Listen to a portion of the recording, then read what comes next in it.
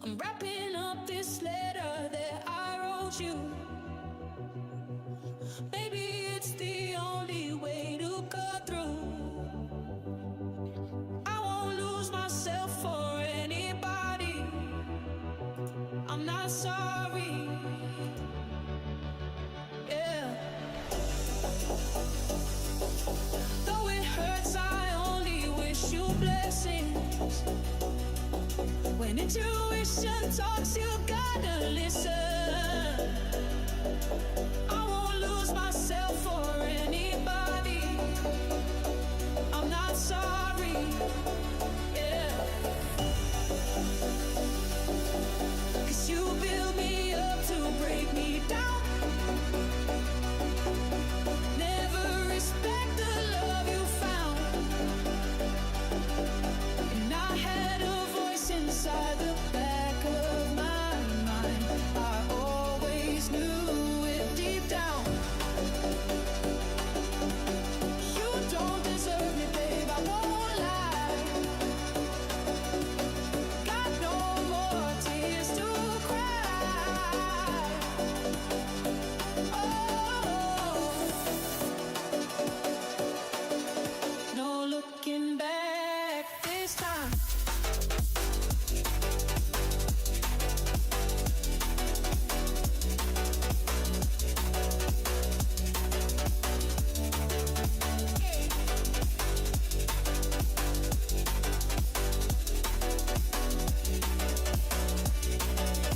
No looking back this time. No looking back this time.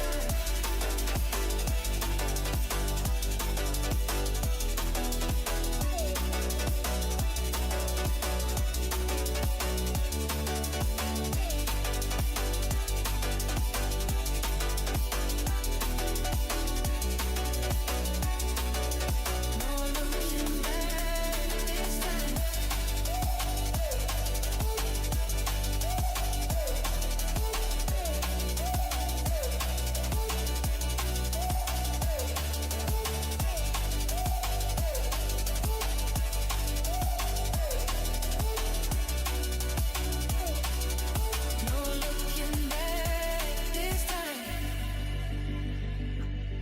Running from the truth was getting reckless.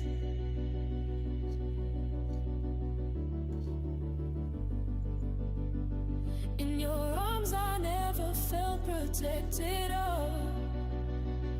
Oh.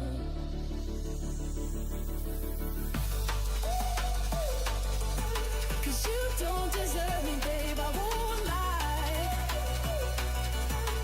Got no more tears to cry. Oh. No looking back this time.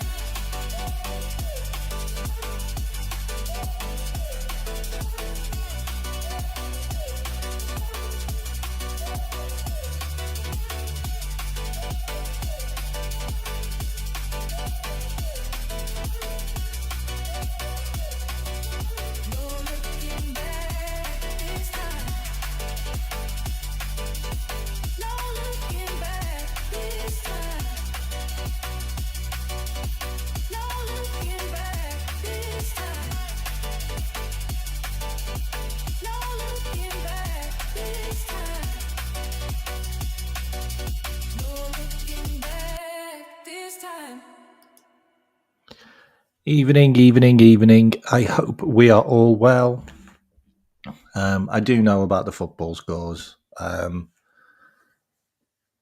Crystal Palace and Bournemouth doing a madness. Pretty sure they'll be doing a madness this season. Two fantastic managers. I wanted to do a show because basically I've been talking about Florian Wirtz and Jerome Frimpong and also Alexander Isak, and I've been saying that at the moment they're being played out of position for Liverpool. Okay, that's what I've been saying to everybody, and a lot of people have been basically arguing the fact that they're saying that they're not. And I wanted to do this show to just talk about the actual players that can change the game for Liverpool right now. Because we can't keep on going to the Mo Salah well. The well will run dry eventually, or the guy just gets no support whatsoever. So what is he supposed to do? And I've talked about this quite recently a lot, that the only way Arne Slot's going to win the league right now is if Mo Salah does another Ballon d'Or season, breaks Thierry Henry's record again, breaks Alan Shearer's and Andy Cole's scoring record again, breaks his own records again. It feels like that's the only way Liverpool are going to win the league right now, because nothing is clicking. Nothing is clicking anywhere on the pitch. And I just wanted to talk about some of the brilliant players that we've signed, and how, if we integrate them into certain positions, then they can provide the game-changing moments which we need. And look, I understand Arsenal are probably going to beat all the teams that they drew with last season. They probably are. They've already beat West Ham. They're probably going to beat Fulham. They'll probably beat Brighton. They'll probably beat Brentford. They'll probably go and beat all the teams that they drew with last season. Arsenal are more than likely going to beat now. And Manchester City are back. They're back. I don't know what more to say. Manchester City are back. Erling Haaland is now getting the type of football that makes him even better than he is already. If you thought Haaland scoring 50 goals was a madness, he's probably going to score 60 this season. I think he's on 9 Premier League goals already. The guy is now getting the type of football which makes him even better than he already is. And we've just signed a guy that can go toe-to-toe with Haaland. And we're not getting anything out of him right now. And if we carry on playing the way we do under Arnie's tactics, then we're not going to get anything out of him moving forward. That's just a simple fact, because we're not getting a tune out of anybody. And this is what I wanted to talk about today. So I've got loads of stuff to talk about, loads of slides to show you, loads of websites to show you, and I'll put the links in the chat so you can go and find this information out yourself. So you know that I'm not just waffling. I'm literally taking the information from some of the most statistical run websites and the best. I'm taking the information from Squawka and Opta and many other websites where they've done the analysis on players, and they've basically put down where they play, how they play, the numbers that they're producing, how they fit into a system, where they play in a system, their heat maps. And I know we talk about heat maps, but their heat maps, and how we can make Florian Wirtz, Alexander Isak, and Jerome Frimpong turn Liverpool into a title-winning side, and maybe even a double-winning side, maybe even the Champions League as well. Because right now we are getting 0 out of Frimpong. 0 out of Frimpong.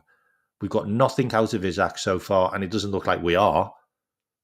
The way we play doesn't look like we're going to get anything out of Isak.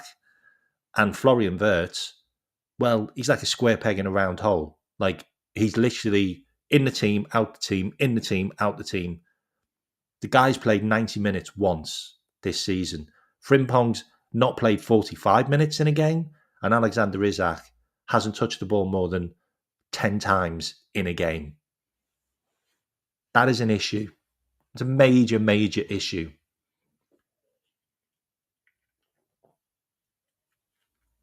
Okay. If you haven't hit the like and subscribe, please do. And let's jump into it, okay? And please, look, if you want to whinge about like Manchester City and Arsenal and all of that, you can in the chat. Like, just you can have your conversation in there, okay? But it's not about them right now. It's about Liverpool. Like, we can't be thinking about the other teams because the other teams are going to be there this season. They're going to be there. And I said this on a number of streams. We were lucky last season. We had a lot of luck because Manchester City had an injury crisis and Arsenal had an injury crisis. Okay. If they don't have an injury crisis this season, that's not just luck. That's just normal. Okay. That's just normal. You have to play what's there. Like, you can't rely on Rodri being injured and Haaland being injured or Saka being injured or Odegaard being injured. You can't rely on this. You can't go, oh, well, Arteta's gonna drop off because of this and this and this. They're simply not going to drop off because they have a fantastic squad that they've assembled over 7 years with a huge amount of money, over £1 billion, yeah, with very little coming back in the pocket because they hardly sell anyone. And if they don't have injuries, then Arsenal are going to be there. They're going to be there because they score goals and they don't concede many. And right now, we are the opposite. We're the complete opposite. We concede loads and we don't score many. And Manchester City, eventually it was going to come good. Eventually it was going to come good because he's throwing nearly 500 million at it. 250 million in the last window and 250 million in this window. There or thereabouts. He's throwing a ton of money at it. A ton of money. And the thing is, and Russell's right here as well, we've got loads of new players and the opposition haven't got loads of new starting players. Starting players. Arsenal have signed squad players. Manchester City have signed squad players. They're still playing the Fodens and the Haalands. Still playing those guys. Still playing them. Arsenal are still playing the Sakas and the Odegaards and the Salibas and the Gabriels and the Martinellis. Still playing them. Liverpool, we got rid of them. Like, they were in the first team and they'd gone. And now we've had to replace them. So your Diaz's, your Nunez's, your Trent's, they've gone. We've had to replace them. It's a difference. It's different. And like I said, we had a lot of luck. And I know we can sit there and go, oh no, but we were brilliant, blah, blah, blah, da, da, da. We had a lot of luck. We had Mo Salah. Like, look, say it how you want to say it. But if Mo Salah didn't score 29 goals and 18 assists in the Premier League, we would not have won it. We would not have won it because nobody else in the team was scoring goals like that. Nobody else in the team was assisting like that. So we'd have not have won the Premier League. I will say this again. Please listen. We would not have won the Premier League last season if Mo Salah hadn't have scored 29 goals and got 18 assists. I will carry on saying that until I'm as green or blue in the face.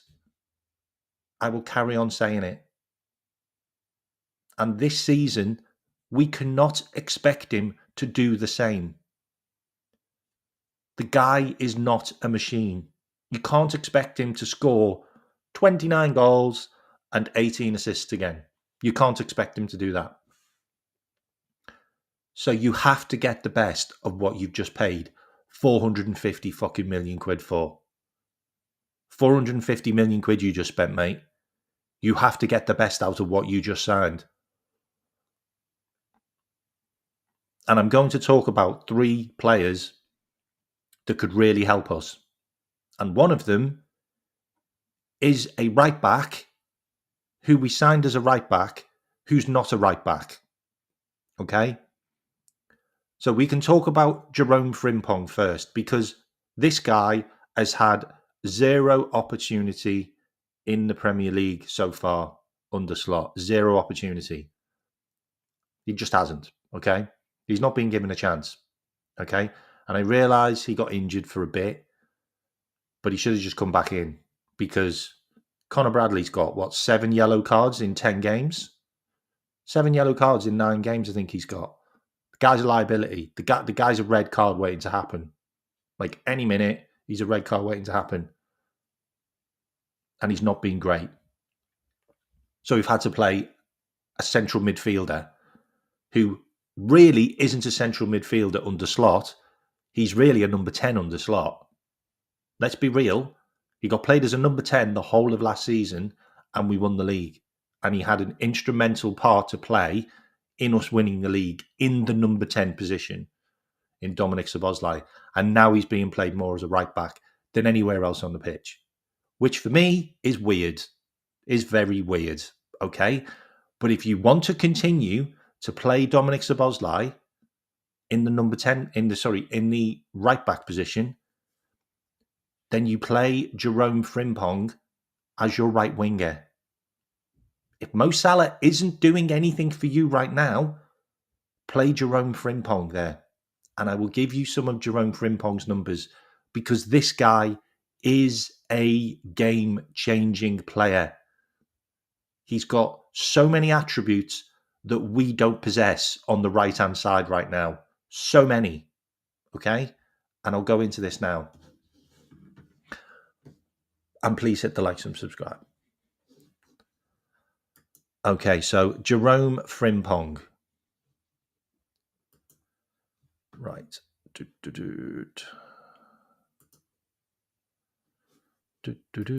going to... Right, Opta analysis. Okay, here we go.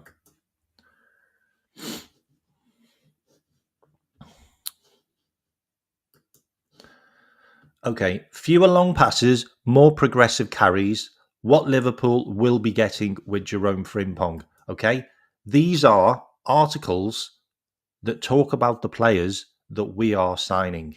Okay, and listen to some of the comments and listen to some of the statistics, which I'm going to cover, which we are not utilising at Liverpool, even though we signed him and we knew what he was all about. Okay? Jerome Frimpong. On the same day that Trent Alexander-Arnold leaves, Jerome Frimpong completed his move to Liverpool for 30 million. Okay. He chose Liverpool. He wanted to come to Liverpool before Manchester City, but he went to Manchester City. We can ignore all of this now and we can get into basically what he does. The biggest debate was around whether Frimpong could even play right back, having thrived in Leverkusen under Xabi Alonso as a wing back, and particularly advanced one at that. However, prior to Alonso's arrival at Bayer in October 22, Frimpong had largely spent his career at full-back and in a back four. Okay, why would we want to revert Frimpong back to the player that he was when he was at Celtic? Because he played for fucking Celtic. He played for Celtic, okay? Why would we want to revert him back to the player at Celtic when he was an absolute world beater at Bayer Leverkusen? He's an absolute monster at Bayer Leverkusen. And we wanted to what? We wanted to just revert him back to the player that he was. Really? Really? Is that a good idea? Or do you not sign a player who's in bags of form, absolutely killing it in the Bundesliga, and you should really carry on playing him the way he is? Okay. 2023-2024 season. Frimpong was a major part of last season's phenomenal campaign in which Bayer Leverkusen won their first ever Bundesliga title, going unbeaten in the process, the first team ever to do so in Germany, as well as winning the Polka Cup and reaching the Europa League final. Frimpong scored 14 goals and added 10 assists in 47 games.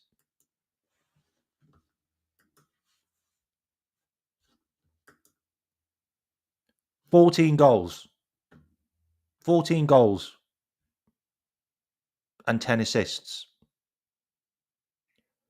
We signed a guy that could score 14 goals and 10 assists from the right wing position.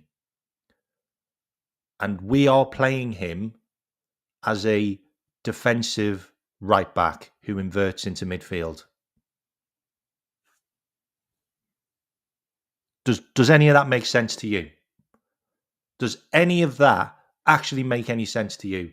Or would it make more sense if we maybe dropped Mo Salah for a few games and played Frimpong as the right winger?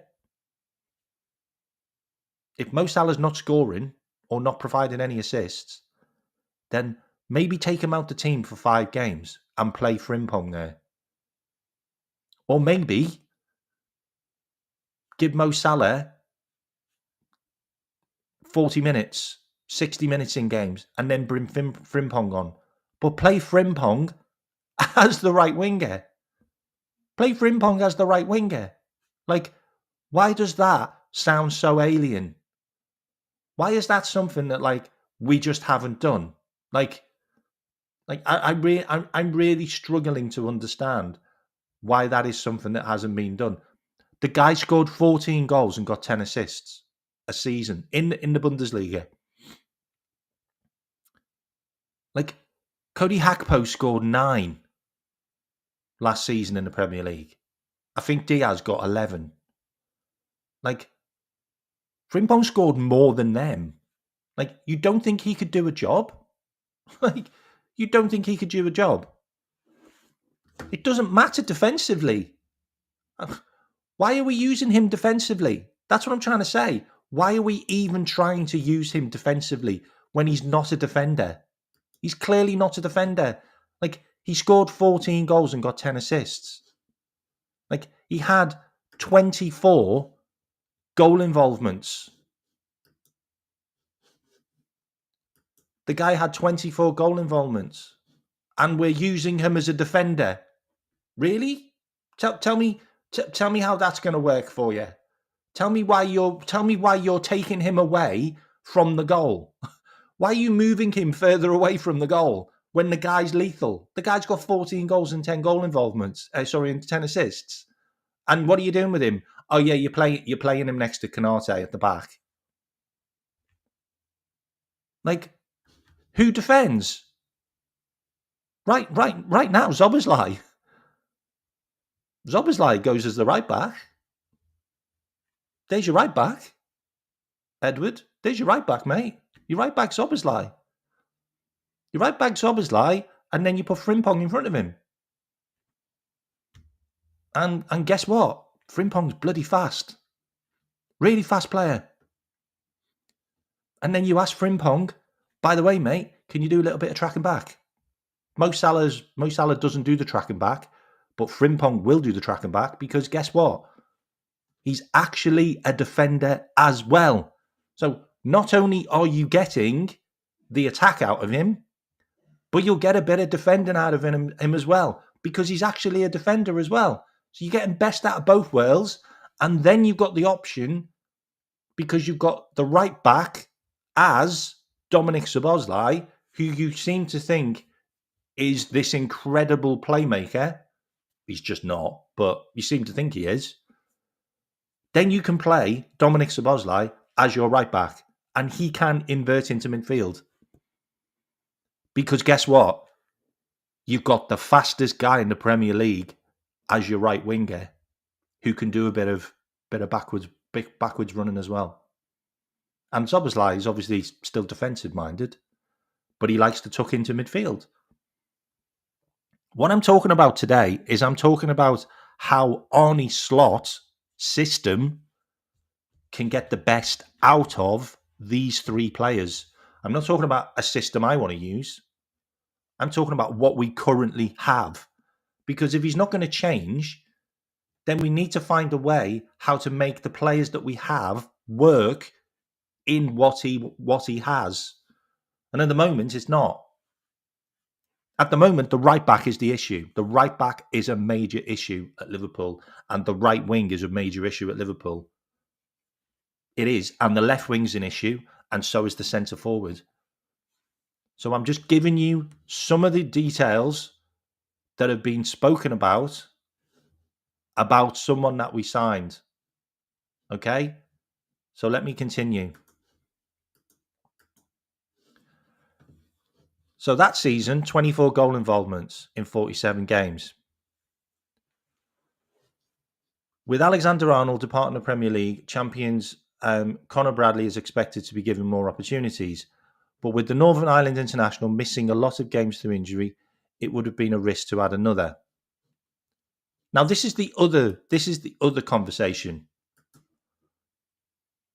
You could also play Conor Bradley. So you could play Conor Bradley as your right back, and you can play Frimpong ahead of him. You could do both if you wanted, yeah. But it makes sense that you play Szoboszlai as the right back, because Szoboszlai is more natural going into midfield. And if we want to keep on playing this inverted shite, yeah, it might not be shite. It might not be too shite if you have Frimpong as your right winger, who is really fast. Mo Salah's not fast anymore. Dominic Szoboszlai isn't that fast. Like, he has problems with recovery pace. But you basically got your Kyle Walker get out of jail card on the right wing, who is really good going forward, but he's also really fast getting back. So you have the option to play Frimpong as your right wing, Szoboszlai as your right back, or Conor Bradley, or Joe Gomez. And I agree, Joe Gomez could do a job there as well. Or Joe Gomez. I agree. So there's your options, okay? And I'll talk more about him now.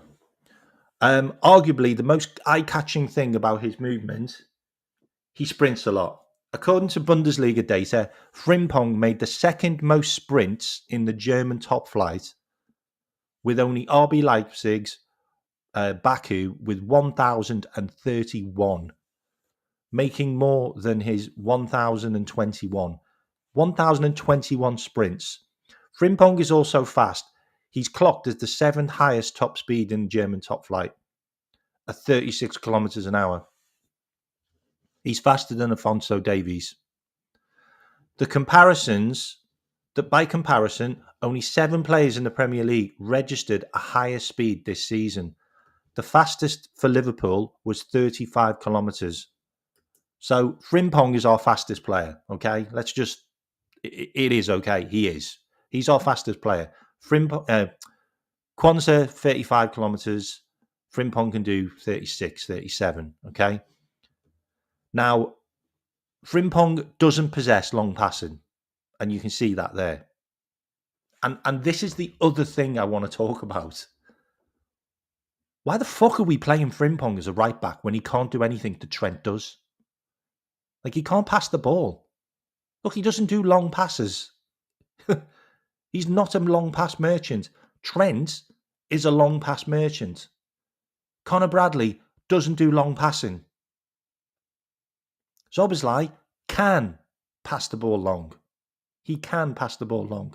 So if you really want to just try and keep things as simple as you can and try and work players into the system that you've got, then play Szoboszlai as your right back and have Frimpong in front of him. And then Frimpong has the pace, Szoboszlai has the defensive capabilities, can also tuck into midfield, and can also pass the ball as well. You've got a bit of both. You've got a bit of creativity there as well. I'm not even thinking of him as a right back, Russell. I'm not even talking about Frimpong as a right back today. I'm not. He is not in the right back conversation for me now. If Arnie wants to make this system work, Frimpong doesn't play right back ever again. That is just a fact. Okay? If Arnie wants to make the system work, Frimpong is not our right back moving forward. He's our right winger. He's our right winger moving forward. He's not a right back. He won't work in this system, and there's no point trying it. There's no point trying it. You're not going to get what you want out of Frimpong when you want to invert your right back in every game into midfield. If you want your right back to do underlapping runs and tuck into midfield, like you do in every game, then don't play Frimpong. Simple as that. Szoboszlai can do it, Gomez can do it, and Bradley can do it. Bradley can invert. But the only problem with Bradley is he gets too far forward and he ends up in a centre forward position sometimes. And we've seen this happen. And we've also seen this for Northern Ireland loads, where he ends up as the striker for some reason. So just take Frimpong out of your right back scenario. Just remove him out of that picture and play him as a right winger where you've got more chance of him scoring and you've got more chance of him getting assists, because he ain't going to do them if he's fucking defending all game, is he? He ain't going to do them if he's in the midfield. So what's the point? Okay, so I continue. So this is the pass maps. Frimpong doesn't do it. He tried 32 long passes and he's got a 44% accuracy, which is dreadful. Trent tried 299 and he's got a 42% accuracy. But he's trying mad long passes, Trent. Frimpong made significantly fewer in the Bundesliga at just 32. Trent tried shitloads more. We know that. Okay, something that Frimpong does do, which Trent didn't do, is progressive long carries. Okay? So a progressive long carry is moving the ball more than 10 metres up the field. Okay? In the 2024-25 season, the year before we bought him, he did 109 long progressive carries. He recorded 4 assists following the carries from that Bundesliga season, with only Leverkusen teammate Florian Wirtz with 5 and Wolfsburg's Mohamed Amora with 6.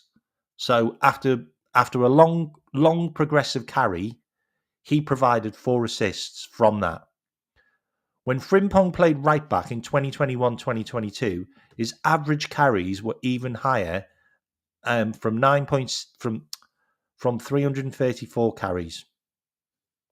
Only Philip Kostic, doesn't matter who else. Another thing is Liverpool will miss Alexander-Arnold from his crosses. While Frimpong isn't a set-piece taker, he produces plenty of crosses from open play. In fact, only one other player has completed more. So Frimpong is also a really good crosser. These are all things that we know.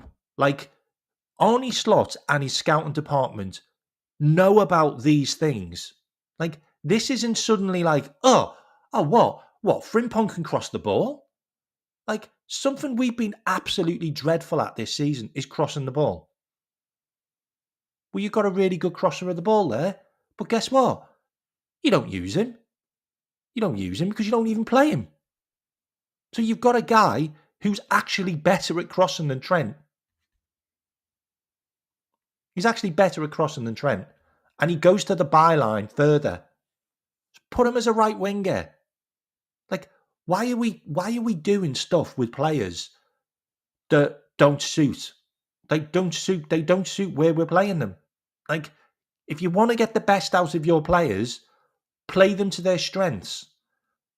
And Frimpong's strengths: progressive carries, dribbling, speed, crossing, goals, and assists. And you want to play him as a right back. Yeah, well done there, lad. Well done. Well done. Look, you can go and clip the videos from me a long time ago, because I said it on so many shows. Liverpool will sign Frimpong, but Frimpong needs to be played as a right winger. And I said this on so many shows. If we buy Frimpong, Play him as a right winger and put Mo Salah as our number 9 next season. I said this last season. I said, if we want to replace Mo Salah, someone to do a job that he does, you buy Frimpong, play him as a right winger, and move Mo Salah in central. That's what I said. But I didn't know we were going to sign Isaac, and I certainly didn't know we were going to sign Ekitike. And we kept Salah.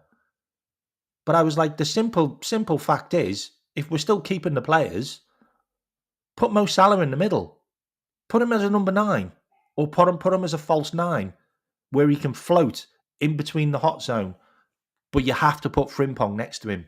Put Frimpong as the right winger. And he will create so many cutbacks for Mo Salah that he'll just be stood there going, it's like a chicken shoot, this. And it can be this can be exactly the same for Alexander Isak. This can be exactly the same for Alexander Isak. And I'll show you this later on. But Frimpong's cutbacks and crosses are brilliant.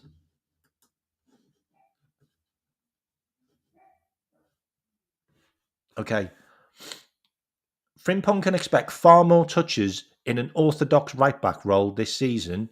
He just averaged 51 touches per 90 minutes in the league compared to Alexander Arnold's 89 and Bradley's 83. And they've dropped off. They've dropped off massively now. Frimpong's touches in the box were 117 last season for Bayer Leverkusen. Trent's were 50 and Conor Bradley's were 45. It's really simple, isn't it? It isn't rocket science, is it? Frimpong isn't a right back, which is why he touches the ball 107 times in the box, more than twice as much than Trent.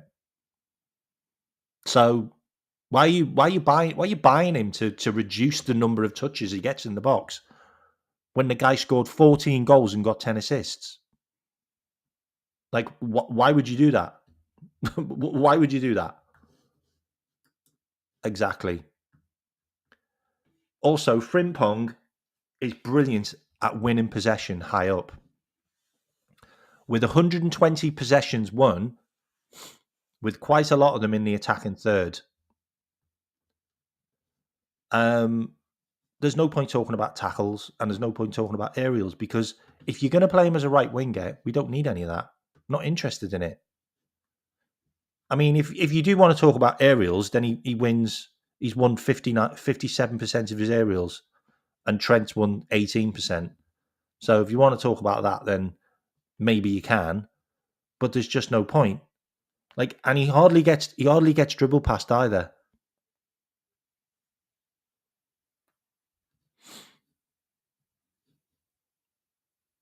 Frimpong's pace also allows him to get back and cover counter-attacks, though he could do with working on his body shape, as you mentioned, Russell, with his body shape, sometimes struggling to slow down enough to stop an attacker. So far, so good he's been. And this is what I wanted to get the point across. Look at what he does at Bayer Leverkusen to what Mo Salah does at Liverpool. It's identical. It's absolutely identical. It's identical. You're going to get exactly what you got out of Mo Salah out of Frimpong. Like, you're going to get all of that width and you're going to get some end product. Right now, we got nothing. We got no goals. We got no end product. So bench him. Or just take him off. Like, if he's not done anything in the first half, take him off at 60 minutes and then put Frimpong. But don't play him as a right back. Play him as a right winger.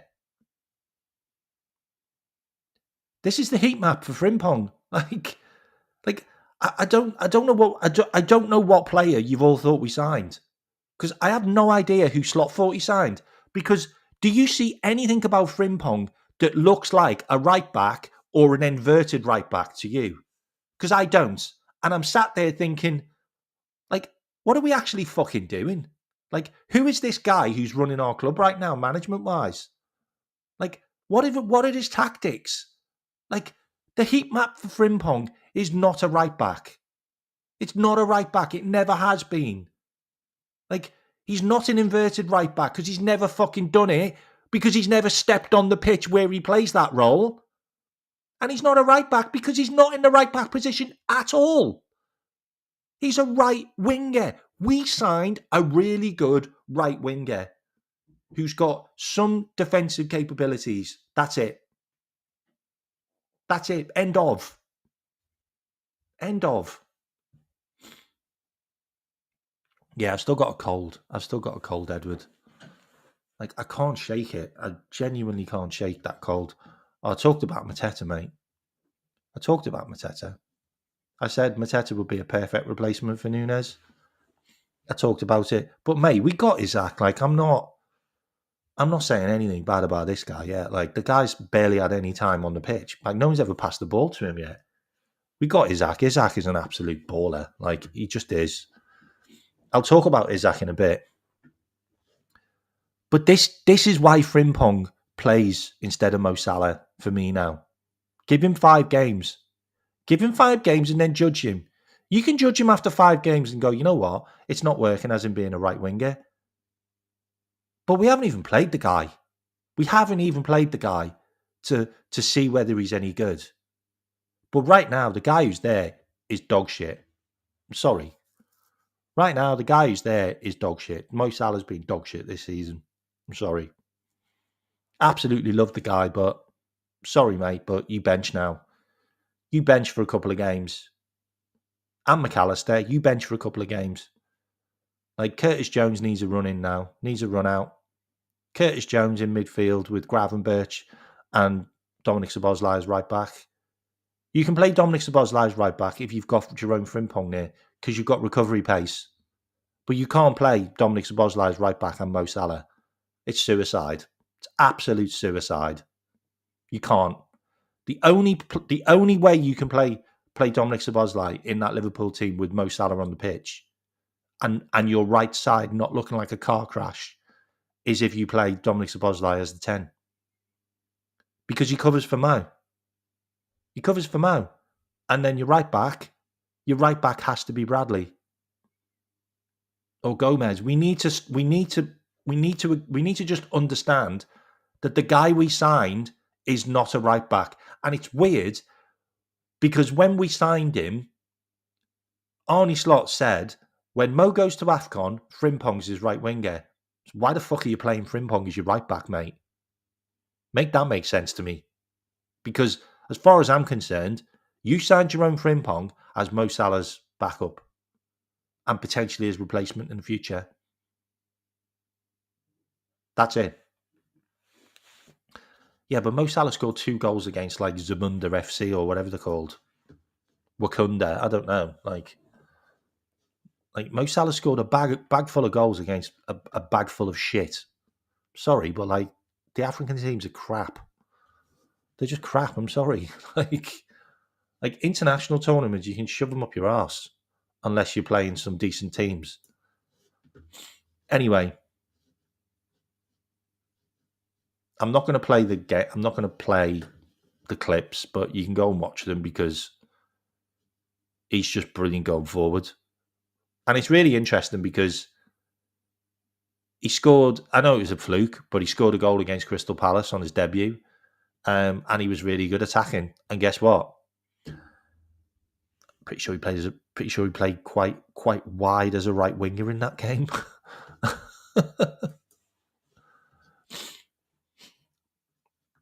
Okay, so that's Jerome Frimpong. All right. So what I also wanted to show you is Jerome Frimpong's Squawker stats. Okay. So 3 appearances this season. These are Liverpool, by the way. I'm showing you Liverpool stats. Okay. 3 appearances, 44% ground duels, 2 tackles won, 4 clearances. Okay. And I wanted to show you his numbers because they're all pretty much defensively. So he played 3 Premier League games. Hang on. What am I looking at? Okay, so right, that's not right. Premier League. Okay, Premier League. Right, 3 games, Premier League, 79 minutes played, 1 shot, 2 tackles made. That's it. That's literally all he's done. That's all he's done. Like, we're not getting anything out of Frimpong. We're getting 0 out of Frimpong. We're not getting any shots. We're not getting any assists. We're not getting anything out of Frimpong. Champions League. 2 games. 120 minutes played. 1 shot. 2 tackles made. That's all we got out of Frimpong this season. And then League Cup, 1 appearance, 90 minutes played. No shots, no assists, no tackles made. Nothing. Bundesliga. Let's have a look at last season. Bundesliga, 5 goals, 33 games, 2,300 minutes, 28 shots. So 5 goals out of 28 shots, not bad. 5 assists, 33 tackles made. So he can tackle.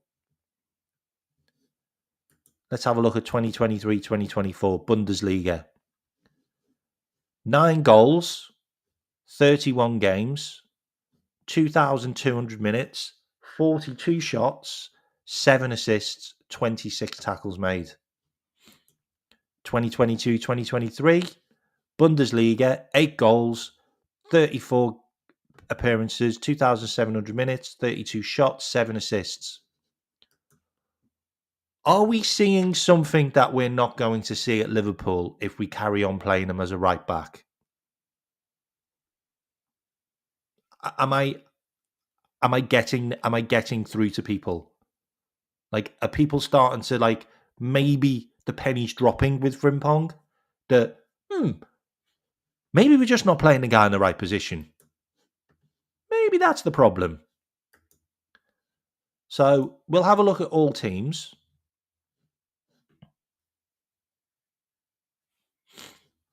We'll have a look at. Hang on. That doesn't matter. Okay. So let's have a look. We can go back another year. Okay, we can go back further. So Bundesliga, 6 assists that season. This is when Xabi Alonso wasn't there, by the way. 1 goal, 25 games, 10 shots, 6 assists. So he was playing as a right back in 2021, 2022. And 2020, 2021, 10 games, 3 shots, 7 tackles. So he didn't really play that much then. So basically, he's 24. So 23. 20, 23, 22, 21, 20. Okay, so 21 is when he kicked in. Okay, so started playing really well when he was 21. Okay, so let's look at defensive attributes from Frimpong in the Premier League. Yeah, in the Premier League. 2 tackles made, 4 clearances, 1 interception, 1 block shot. That's what he's done in the Premier League this season. Yeah. League Cup, nothing. Champions League, 2 tackles made, 3 clearances.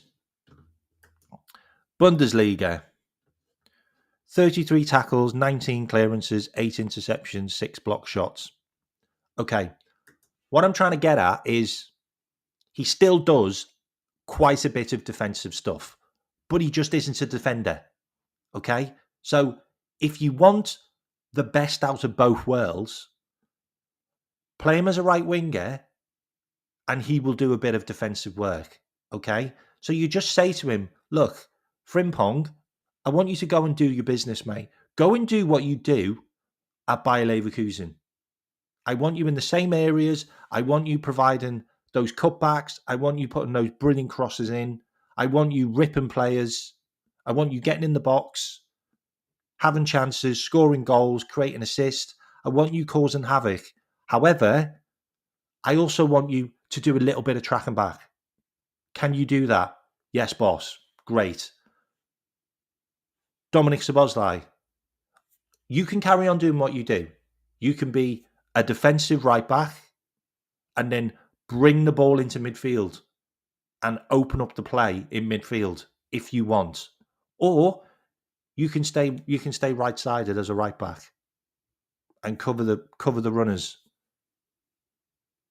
That's up to you. But then you have the option where you can have an inverted right back. Because right now you can't have an inverted right back. Right now you can't. Liverpool cannot play inverted right back unless we have Jerome Frimpong as our right winger, who's going to do a bit of track and back. That's the only way it works. The only way it works. And if you want to continue to play Mo Salah, you can't play Dominic Szoboszlai as your right back. And you can't play Frimpong as your right back. Because you can't invert. You've only got one guy. You've only really got one guy, and that's Bradley. Okay. So I've talked about Frimpong. All right. So we can see what Frimpong can do. Okay. What we can do is we can have a look at all his goals. Okay. So how many goals has he scored all seasons? Yeah. Let's just do all seasons. We can add them all up. We can add all his assists up as well. Okay.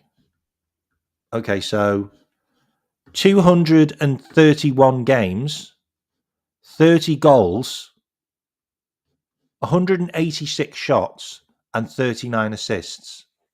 Like, are we actually looking at these numbers from the guy we signed here?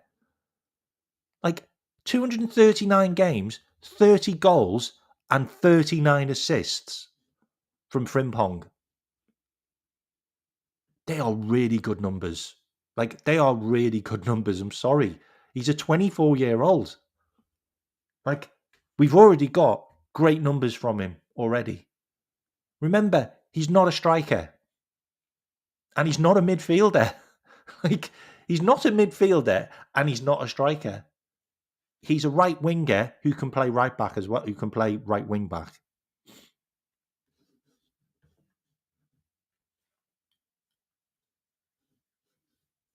No, it doesn't make sense ganging deep because Arnie wants to play inverted. He wants to play inverted. What I'm talking about here, mate, is I'm talking about how you get the best out of those players in Arnie Slot's system, not in your system or not in my system. This is currently what we play. And we play inverted right back.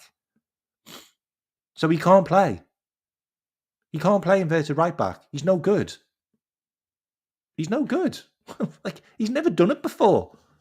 Like, I've literally just shown the heat map for him. Like, I've literally just shown the heat map for him. Like, I'd love to know where inverted is in this, because it's not. Because it's not. Because it's all down. It's all in the right. It's all in the right in the right wing position. All of it. All of it's in the right wing position. He is literally a mirror image of Mo Salah on a heat map. Like, I've just shown the heat map. Look, there's Mo Salah and there's Frimpong. They are literally a mirror image.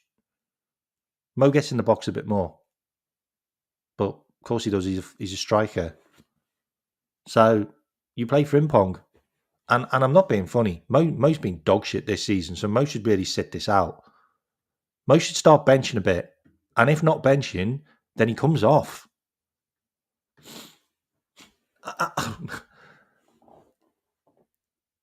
I know. I've also said that as well. Like, I've also said inverted right back makes no sense, but Arnie continues to play inverted right back. So I'm trying to get the best out of his system with these players, which is why the show's called Game Changers. Game Changers. These guys can change games. and I've just 234 games, 30 goals, and 39 assists. That's what you can get from Jerome Frimpong. Like they are brilliant numbers from a 24-year-old. Okay, so let's now talk about Florian Wirtz. Okay. As again, these are from reputable statistical sites. Yeah, this is from Opta Analysis. Okay, and the other one I will also do from Football Analysis and Data MB as well, which will be on Wirtz. So I'm going to carry on talking about this now. There's over 50 of you in here. Appreciate it. If you can hit the like and subscribe, that'd be great. I'm sorry about the sniffles. I'm still dying of cold. Okay, so Liverpool signed Florian Wirtz. We're going to skip all of this because none of this is relevant. Okay, none of this is relevant right now. So what we're looking at is Wirtz was a big part of Bayer Leverkusen's success with 18 goals and 19 assists in 47 games, proving he was well and truly over his knee issues. In fact, he was the only player from Europe's top 5 league to record at least 16 goals and 16 assists in all competitions in 2023-2024. Okay? Since he's been at Leverkusen for those 2 seasons, this is the guy we signed, okay? This is the guy that everybody's saying is a flop, yeah? 2023, 2024, 2024, 2025, he got 34 goals and 33 assists and 67 goal involvements in 6,800 minutes. Let that just sink in. These are the numbers that Florian Wirtz can give you. These are the numbers that Florian Wirtz was putting up when he was a 20-year-old. 21 and 22 years old. These are the numbers he was putting up over 2 seasons. He's only 23 now. He's only 23 now. Can you imagine how much better he's going to get? Like, this guy is a generational talent. And we really need to start getting the best out of him. Because right now, we're making him worse. Like, he is now starting to look like I don't really know where I'm fitting in this team. Because he's running around like a headless chicken and he's running into positions where he doesn't need to be. Like, he's picking the ball up way too deep. He's going into other people's lanes. It's not his fault. This is all down to the manager. And I am giving you a tactical solution on where to get the best out of Florian Wirtz. Where Florian Wirtz will give you 34 goals and 33 assists in 2 years. This is the positions that he needs to be in. And I'll talk about this now. Only Mohamed Salah and Lamine Yamal recorded more assists from open play in Europe in the top 5 leagues, by the way. That's how good he's been. Okay, so open play assists and chances created. Okay, these are the positions that he's received the ball and played the pass, which has created the chance. Okay, this was in 2024-2025. Okay, and what he can do is he can pick the ball up and he can travel with it and he can dribble and he can play a killer pass. And this is the issue that we've had. With Trent leaving, the concern was, where are we going to get the creativity from? Because Trent had the ball between 86 to 88 times in games. Yeah, and passed 60 to 61 times. That's what Trent did. Okay? Like, we can talk about any other player on the pitch, yeah? But Trent had the ball more than anyone else, and Trent passed the ball more than anyone else. That's just a fact. Okay? That's gone. That has left Liverpool. And Arnie's trying to work out, how do I change it? Well, he's tried God knows how many different solutions on the right-hand side, which none of them have worked. And now he's trying inverted Szoboszlai. Yeah, he's not getting the best out of Wirtz because they're not giving the ball to him. So this is where I feel Wirtz can cook. Okay? Wirtz likes to advance the ball via carries. Did you hear what I said? Wirtz likes to advance the ball via carries. Wirtz doesn't do that at Liverpool now. Wirtz can't do that in the position that we play him. Who does he advance and carry the ball to? When the fucking striker is stood next to him. How does Wirtz carry the ball and pass it when the fucking number 9 stood by him? How does he do that? How does he do it? When the when the left winger is stood next to him. How does he do that? How does he get the ball to Mo Salah when Mo Salah's fucking marked out the game with 2 players on him? How does he do that? Like, I answers on the back of a postcard, because I genuinely love to know how you thought playing Wirtz in the number 10 was ever going to work, Arnie, when you want to play your number 9 fucking next to him, and your number 10, McAllister, likes to play next to him, and also the left winger likes to play next to him. Tell me how that was ever going to work when all 4 of them are stood in each other's fucking area. They are literally all stood next to each other. You could throw a blanket over them. You could literally tie their feet together right now. Tie the feet together because they all stand next to each other consistently. So how does Wirtz pick the ball up and be the carry monster? How does he do that? How does he do that? You might as well have signed Florian Wirtz and played him as a fucking right back. You might as well have played him as Trent. You might as well have just signed Wirtz and gone, you know what, mate? You know what? There's no point getting goals and assists out of you because I'm going to play you next to all the players anyway, so you can't actually do anything with it. So what I'll do is I'm just going to play you where Trent played. Why don't you just do that? Because he's not doing fucking shit all with him. Because he's not playing him in the right position.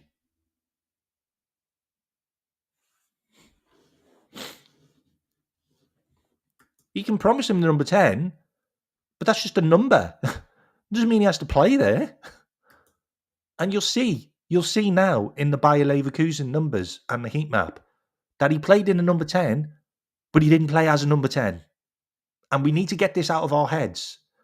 We genuinely need to get this out of our heads. That the number means you stand in that place. No, you don't. You just wear the number. You can be a number 10 and be a creative attacking midfielder, but you don't need to stand in the middle of the park. You can be in the left-hand side, which is exactly where you played for Bayer Leverkusen and Germany. And Germany. Doesn't play in the middle for Germany. Does not play in the middle for Germany. I get it. They're not Bundesliga. They're not Bundesliga defences. But what does that mean? What does that mean about Arnie then?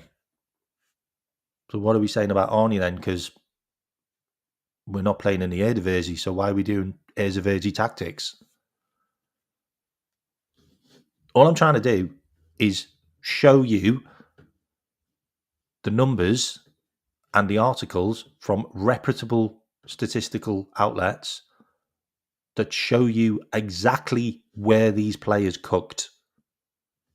Where Frimpong got 30 goals and 39 assists in the last 4 years. Where Florian Wirtz got 64 GA in 2 years. That's all I'm showing you. Because right now, he ain't going to get any fucking GA if he carries on. Okay, Wirtz likes the ball via carries, moving the ball 5 meters or more, making the fourth most carries in the Bundesliga. He also attempted more dribbles in 2024-2025. And these are the numbers. 34 games, 10 goals, 12 assists, successful dribbles 82, shots on target 39, successful forward passes 1031. He was the most prolific dribbler in the Bundesliga, and he can't do it at Liverpool because he's got nowhere to pass the ball to once he dribbles past someone, because we don't play with any players in front of him. Like, we don't play with any players in front of him. So what's the point? What's the point in you even trying to dribble? Where are you dribbling to? And this is what I want to get across. He is so played in such a bad position right now. Okay, so these are the numbers. Florian Wirtz averaged 1.25 high turnovers in 90 minutes. This is also what he's really good at, which he doesn't do at Liverpool. He doesn't do turnovers at Liverpool. Look at all of the turnover positions that he's won the ball. Look at them. They're all high up the pitch on the left-hand side. On the left-hand side and on the right-hand side, funny enough. But not many in the middle. Not many in the middle, funny enough. But that's where he wins the ball back. I don't see Florian Wirtz being a guy who actually does that for Liverpool right now. So we're not actually asking him to do that now, which is weird. Which is just weird. It just is. Like, Wirtz made more pressures for Leverkusen with 679 and Frimpong at 423. Frimpong 423, Wirtz 679. Pressure machines, the pair of them. They're not asked to do that at Liverpool. Like, why aren't you asking Wirtz and Frimpong to do what they're really good at, which is pressing the opposition high? Well, we got a right winger that doesn't do it at all at Liverpool right now. Mo Salah doesn't press. He doesn't pressure. You got Jerome Frimpong who can do that. He's skilled to do that. You've got Florian Wirtz who is skilled to do that. Well, guess what we don't do on the left-hand side very well? We don't press the ball well. We don't pressure the ball well. Well, guess what? You've got a left-sided player in Florian Wirtz who could play left wing who does that. And you have a right-sided player in Jerome Frimpong who could do that. Well, guess what you've got? You've got two pressing monsters on either side. And then all you need is one up top who can also do that.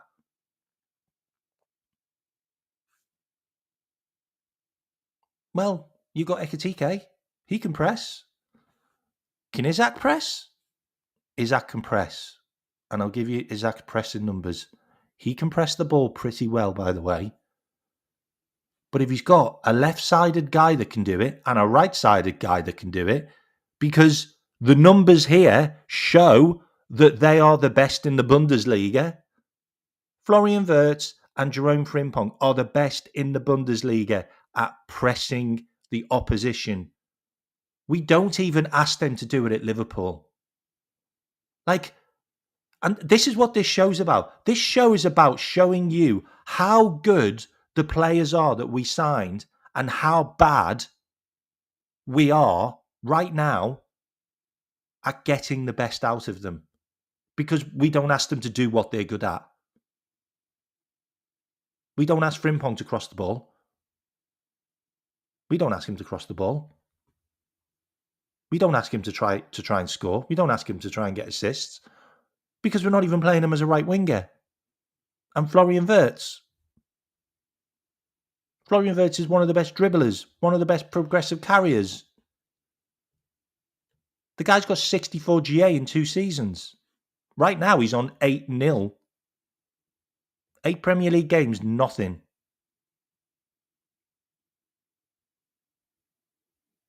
This is what we need to talk about.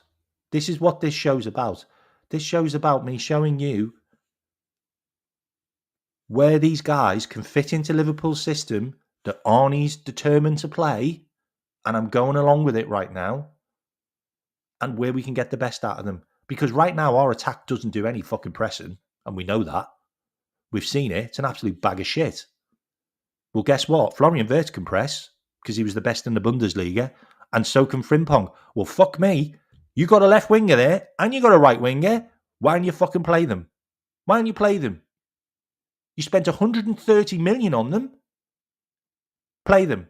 Ask them to play their natural game that they were so good at in the Bundesliga. Go and express yourself, guys. Florian, go and do your dribbling. Go and do your passing. Go and do your pressing. Go and do what you're amazing at. Frimpong, do exactly the same. And then you got Alexander Isak stood in the middle, waiting there to bag them.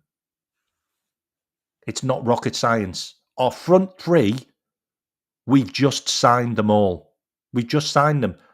We probably got the best front three that we've had in a long time for some of the things that they can do, some of the attributes they've got.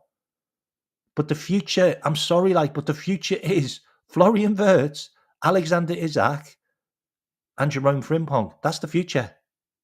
That's the future.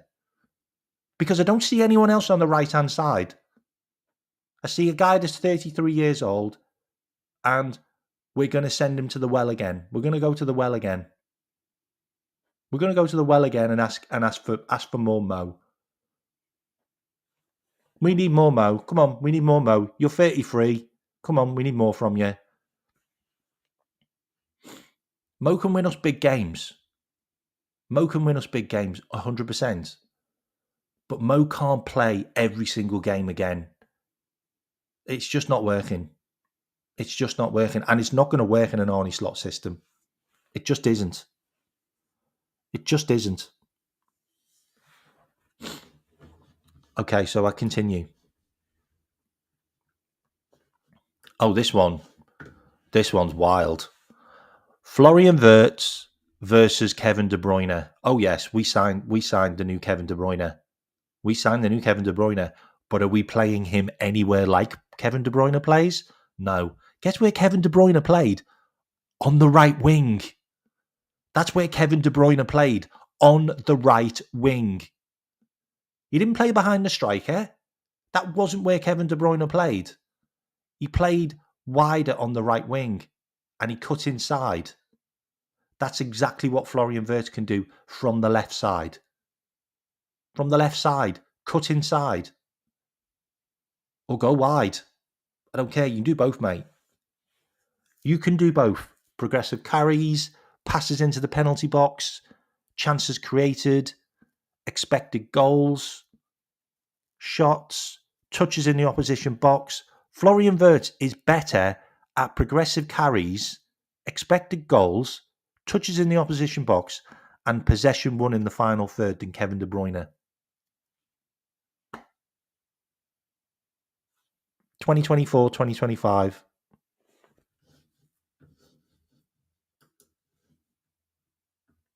Florian Wirtz open play touches. Did anybody say that he was a number 10? Did anybody say in the chat that he's a number 10? Because if you look on this number, on this chart, where does Florian Wirtz pick the ball up the most? On the fucking left wing. Does anyone actually watch the guy play football? Because I swear you're all living in cuckoo land. Honestly, I don't know how many content creators I have spoken to now and said, you need to go and watch where Florian Wirtz plays football, because We are not signing a number 10 who plays in the middle. We are signing a left winger who can cut inside. These are the touches that he has. 13% of them are on the left wing. 9% of them are on the left wing. He plays where Cody Gakpo plays. He plays where Cody Gakpo plays. I'm sorry, Cody. He's better than you. You can bench. He's better than you. You can bench. And anybody who thinks that Ekitike is going to play there, you're out of your mind. Ekitike does not play as a left winger. Ekitike plays as a number 9 who likes to drop into midfield and piss everyone off, especially Vert right now. That's where Ekitike plays. But this is where Wirtz is a machine. Why would you sign a guy and not want the best out of him? It doesn't make any sense to me. Like, if Arnie wants to carry on playing this system, if he wants to play this system, Arnie, then you're gonna have to play Wirtz where Wirtz cooks, and Wirtz cooks on the left, mate. He cooks on the left. And if you read the numbers above, currently Cody Gakpo and Luis Diaz play where Wirtz plays. That's what it says. I'm not making this up. These are the numbers from Opta. Like, there's no better place to find information than Opta. And this is it. This is where he plays. Okay, left attacking mid. Okay, left attacking mid, Jamie. All right. It's the same place, mate. It's the same position. We haven't got a left attacking mid position. So we play him as a left winger and he cuts inside. It's the same position.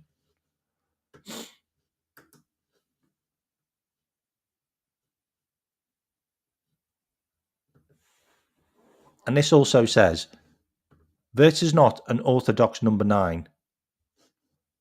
But given how Slot utilised Diaz there last season, it's feasible that the young German could do a similar job. The thought of him dropping deep, linking with the midfield and opening things up for 2 wide forwards could rekindle the memories of Roberto Firmino. But Liverpool don't even play that.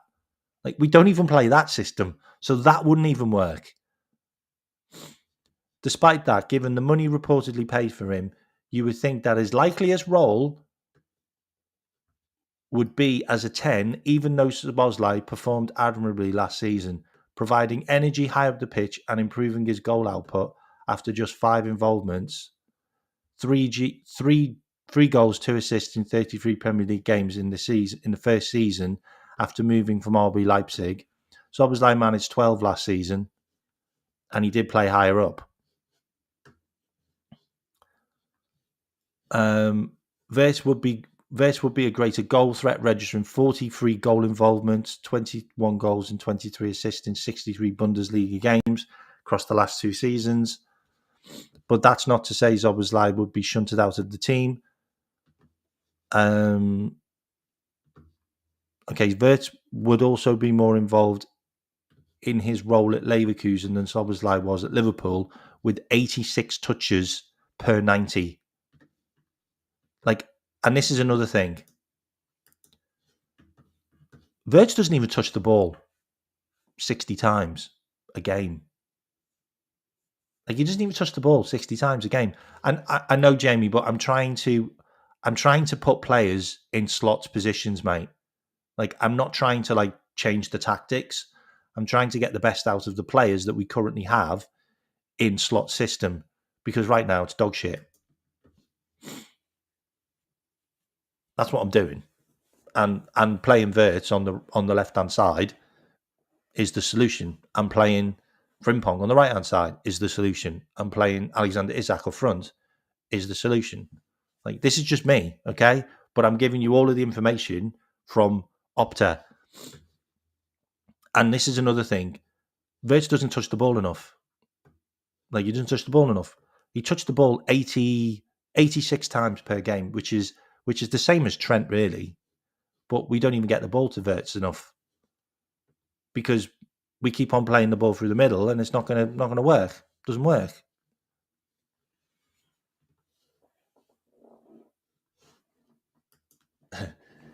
If you're going to buy a player like Vert, you can't put him in a system that works completely 100%, mate. 100%. You can't. You can't. Exactly. For Germany, played on the left and cut in century like Cody.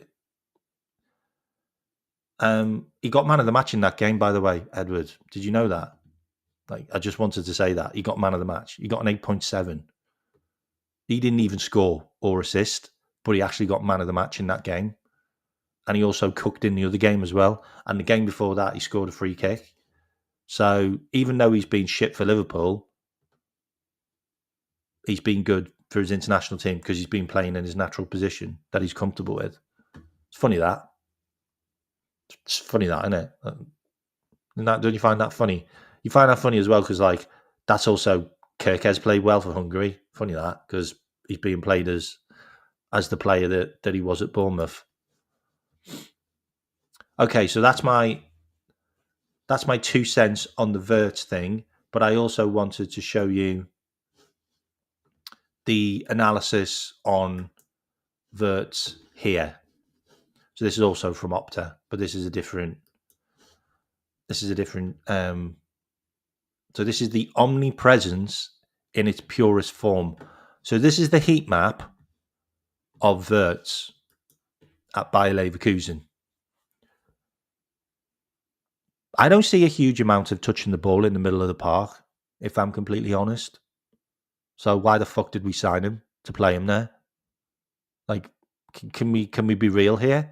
Like, does anybody see Wirtz having a hell of a lot of touches on the left-hand side?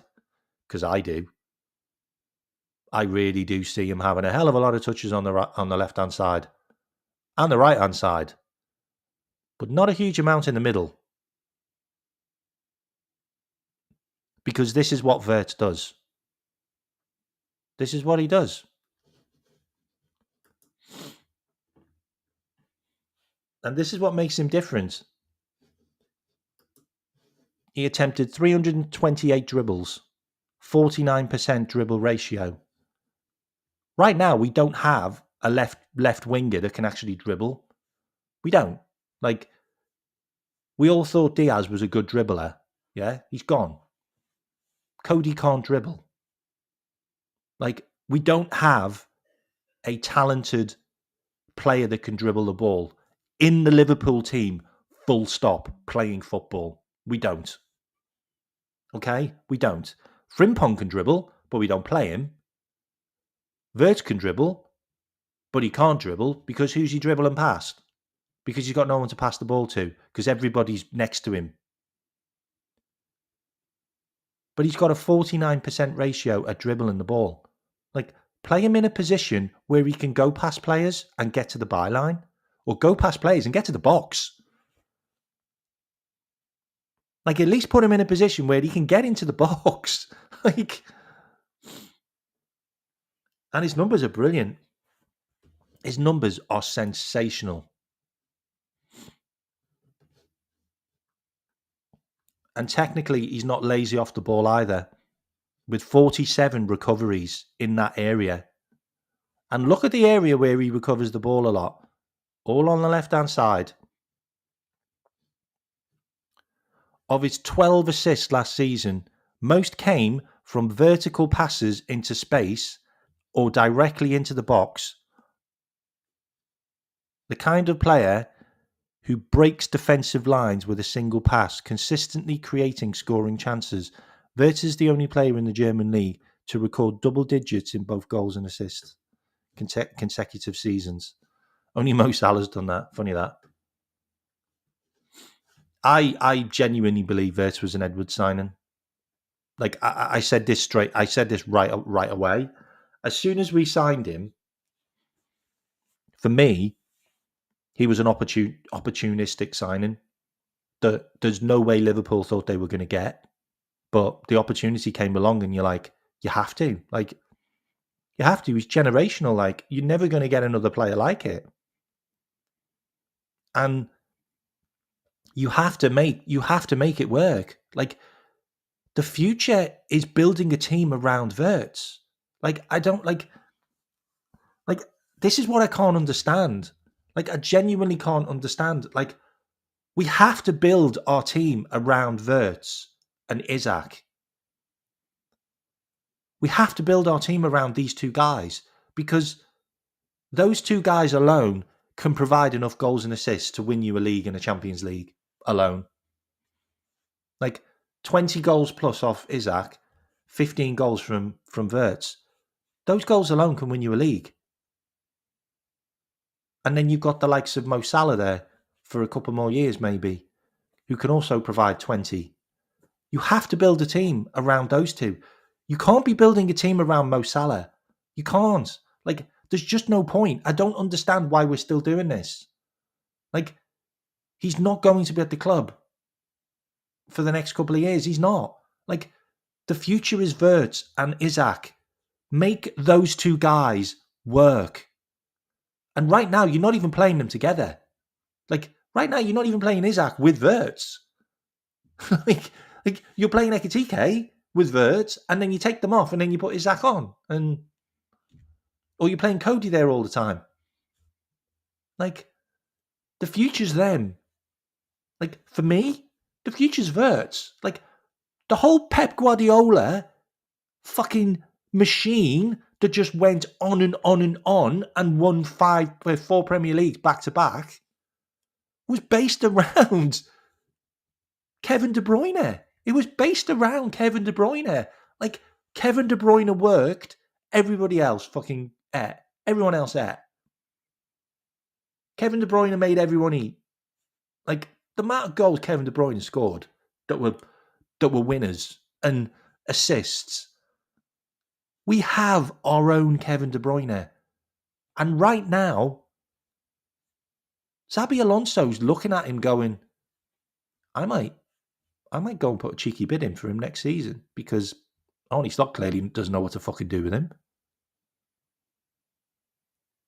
Xabi Alonso built his team, his Bayer Leverkusen team, around, and I'll say it straight up, Florian Wirtz and Jerome Frimpong and Grimaldo and Granit Xhaka. He built his entire team around those 4 players. Granit Xhaka was a machine at Bayer Leverkusen. Grimaldo is a machine. Frimpong was a machine, and Wirtz was just the guy who provided the bullets for everybody. And he scored the bullets as well. Liverpool need to just fucking get the best out of these two. Like you're literally signing 2 guys that have contributed in over 100 GA in the last 2 years. Over 100 GA between Wirtz and Frimpong in the last 2 years. Like, I'm sorry, like, but you just have to go, you know what? Where do you want to play, mate? You want to play there? Okay, we'll put you there. Where do you want to play? You want to play there? Okay, we'll put you there. Let's get it on. Let's make it happen. And Isaac's been a monster. Jerome? Is it Jerome or Jereme? Frimpong.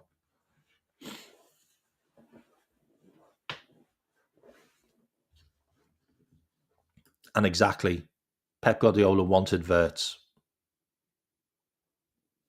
I'm sorry, man. If Slot can't get the best out of Wirtz, then get another manager. Get another manager. I'm sorry.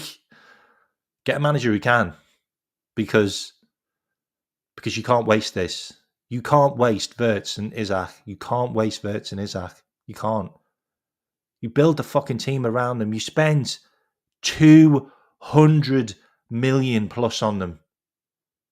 You spend over 200 million on them. You spent 300 million on Isaac, Wirtz and Ekitike. You build the team around those two. I don't care. Your whole system should be get the ball to Wirtz be in space, get the ball to Isaac. It's not rocket science. It used to be Trent to Salah to goal. That's what it used to be. Doesn't need to be any different. Does not need to be any different. Ball to Wirtz, Wirtz to Isaac, goal. It's really that simple. And they are all clearly capable of providing it. All clearly capable of doing it. They're clearly capable of doing it. I know he's a good player, but he's not as good as Isaac. And he's not as good as Wirtz. He's not. He's a good player. He's a good player, 100%.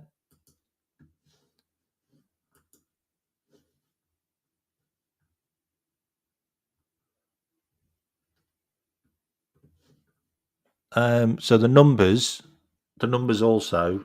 So this is the number 10 position. So that obviously the person was looking at Szoboszlai because he's going to replace Szoboszlai as the 10, which he is, but he's been dog shit. And these were the numbers that they came up with.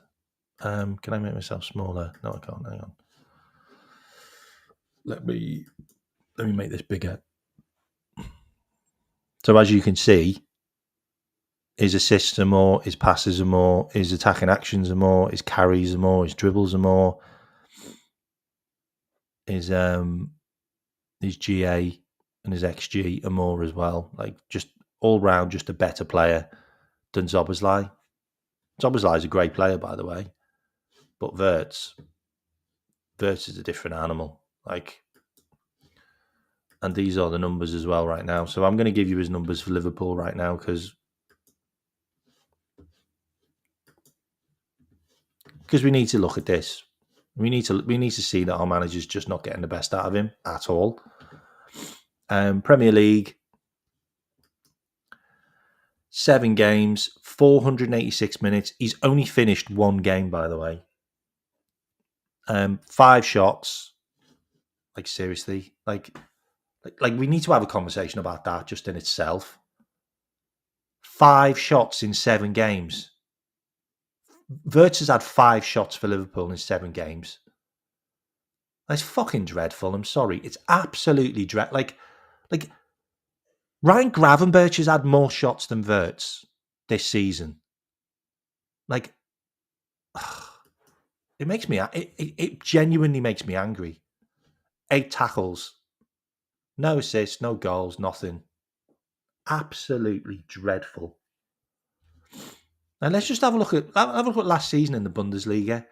10 goals, 31 games, 2,300 minutes. He's already played 480 minutes already, by the way. 2,300 last season. 54 shots. He's had 5.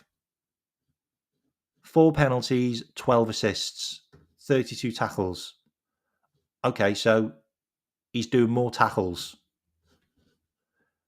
Okay, he's doing more tackles in the Premier League than he did in the Bundesliga. Do we need to have a conversation about this? Because that's also a problem. Like, why is he doing more defensive work? Like, the guy's not attacking. The guy's just not attacking. I'm sorry. Like,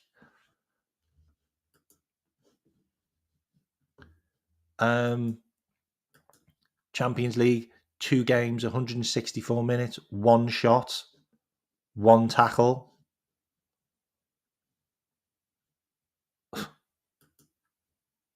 Like, Champions League last season for Bundesliga, 6 goals, 9 games, 764 minutes, 22 shots, and 1 assist.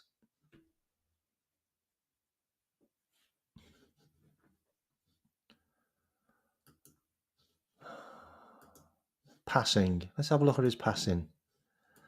11 chances created this season already for Liverpool. 231 passes. 80% pass ratio. Really good numbers, by the way. 12 assists in the Bundesliga last season. 57 chances created. 1,500 passes attempted. 82%.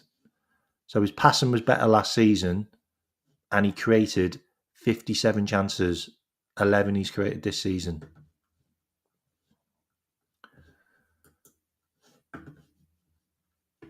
Okay, so we covered Verts. Yeah, basically for me, he's playing in the wrong position. Like for me, he needs to be on the left. Play him on the left. You'll get more out of him. You'll get more output. He'll be able to dribble more. He'll be able to get the ball into the box more. He'll be able to create more chances because he'll have a striker who's ahead of him, and he won't have a player on the left hand side who's in his way in Cody Gapco because Vert will be the left sided player. So that's my solution. So you got Vert on the left, you got Frimpong on the right. Now we're going to look at Alexander Isak down the centre. Okay, so the numbers for Isak, these are Newcastle, by the way. So this is also from Opta. Is Alexander Isak the best striker in the Premier League? Okay, so we're going to look at the numbers. Okay, so 2024, he scored 25 Premier League goals. Only Alan Shearer scored 27 in Newcastle. That's how good he is for Newcastle. Okay. These are the top goal scorers after match day 19 in the Premier League. Mo Salah 17, Erling Haaland 14, Alexander Isak 12. Isak ended up with 23 goals in the Premier League ahead of Haaland. Okay.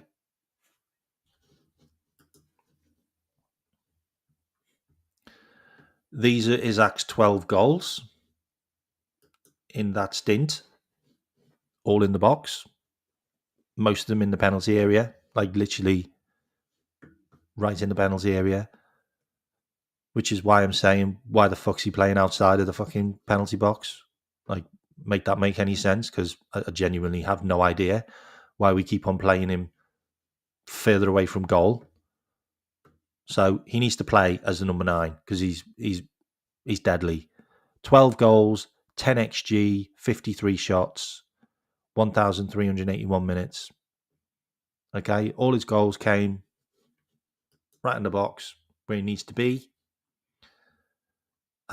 He also does create chances.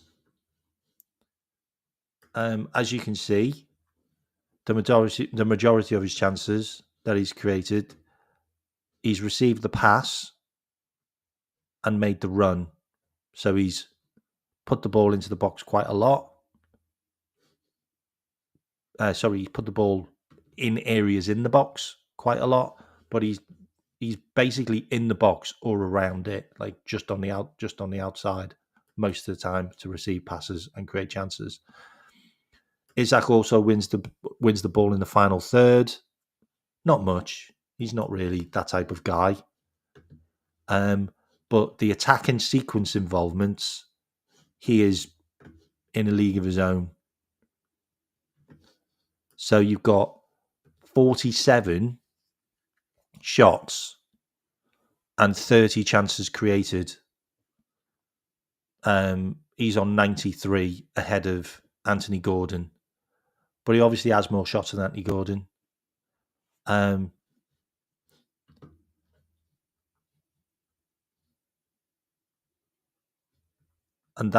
that's what I've got on Isak. I've also got a heat map I wanted to show you on Isak. Where is it? I also wanted to show you the heat map on Isak. So this is where is it? So this is Isak.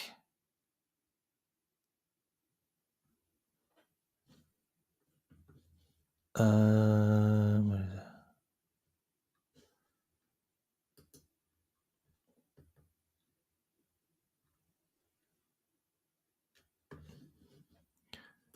Right, so open play touches for Newcastle 2023-2024. Let me just... Okay, so... Right. Sorry, got the sniffles. So this was 2023-2024, the year before we signed him. 21 goals, 0.76 goals per 90, 2,400 minutes, 1 header, 4 left foot shots, 18 right foot shots. But I wanted to show you this. This is where Isaac picks the ball up the most. 2022-2023, 68% of the time he picked it up in the box, but he did play 24% on the left wing.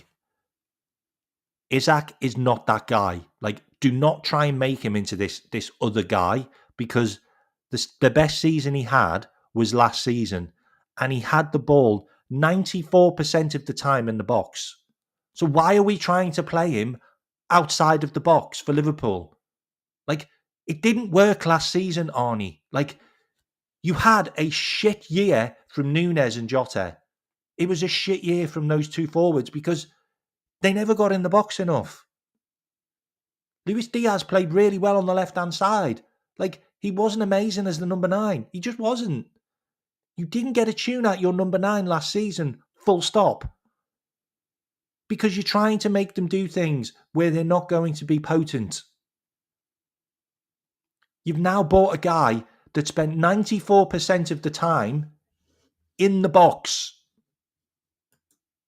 Look, 94% of the time, Alexander Isak had his ass in the box, waiting for a fucking shot. That's what he did.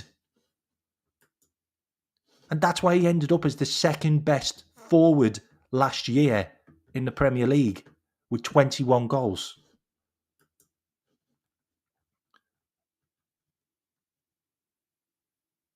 And these are his open touch. This is his open play touches.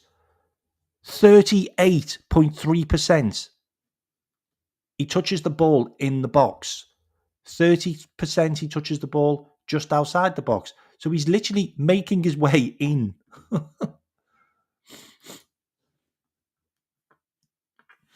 And these are his goals. These are his goals. 13 goals in 2023, 2024, all in the box. All in the box. And his open play touches. Plays in the box. Plays in the box. Plays in the box. He touches the ball sometimes in midfield there to make a run. That's how Newcastle played. But the guy stands in the box. And that's where we need him. And guess what? Guess what? If you've got Wirtz on the left and you've got Frimpong on the right, who were the best pressers and the best pressure players in the Bundesliga last season, they could do the same for Liverpool. They're the best dribblers. They're the best creators. Like, they're your guys. Like, go and have pace. Go and have skill. Go and have flair. You've got dribblers, because Cody can't dribble, Mo can't dribble. Cody's not fast, Mo's not fast. Cody doesn't press, Mo doesn't press. And now you've got Alexander Isak, who is an absolute goal machine. He's a goal machine. Scored 21 goals last season and 19 the season before in the Premier League. There you go. There's your guy. 94% of his time he spent in the box last season. Like, it's not rocket science. It really isn't rocket science. Like, if Arnie wants Liverpool to work, he needs to start playing players in the right positions. And Jerome Frimpong, or Jeremy Frimpong, or however you say his name, is a right winger by trade. Xabi Alonso got the best out of him, playing him as a right winger. Play him as a right winger. Florian Wirtz plays off the left-hand side, whether it's a left attacking mid or whether it's a left winger, but he's not central. Don't stick him in the traffic. Put him where he can run with the ball, where he has space to run into. Play him on the left-hand side. And you have Alexander Isak down the middle, who you spent 100 £225 million on. Play him in the box and watch him score goals that will be created by Florian Wirtz and Jeremy Frimpong. And if you want to continue with this inverted stuff, you want to continue with it, then you play either Conor Bradley or Dominic Szoboszlai, and you keep Gravenberch as your defensive midfielder and stop telling him to get forward. Hold him back. And then you play Curtis Jones because McAllister has lost his legs. But McAllister's lost his legs. But if you want to play McAllister, then play McAllister. But if you're playing McAllister, you have to tell him to stop getting in the number 10's way on the left-hand side. Otherwise, he's going to be running into the space that Florian Wirtz operates in. Florian Wirtz operates in McAllister's space. So get out of it, McAllister, because you're not doing anything. You're not doing anything there. And you're also getting too far forward, which means you haven't got enough time to get back because you're slow. Okay? And if you want to play a number 10, it has to be Dominic Szoboszlai. It has to be Dominic Szoboszlai. If you want to play a number 10, Arnie, you've got to play Dom there. You can't play Wirtz there. You can't play Wirtz there. Front three, Wirtz, Isak, Frimpong. Or Salah and then Frimpong as a sub. Okay? For all the Salah sexuals. Yeah? But if you play Salah, you have to play Gravenberch as either your number 10 or you have to play him as your right back.